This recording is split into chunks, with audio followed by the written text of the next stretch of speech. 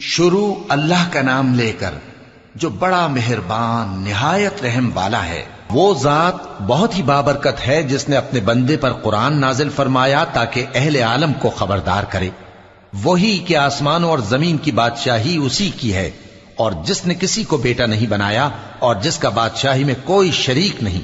اور جس نے ہر چیز کو پیدا کیا پھر اس کا ایک اندازہ ٹھہرایا، اور لوگوں نے اس کے سوا اور معبود بنا لیے ہیں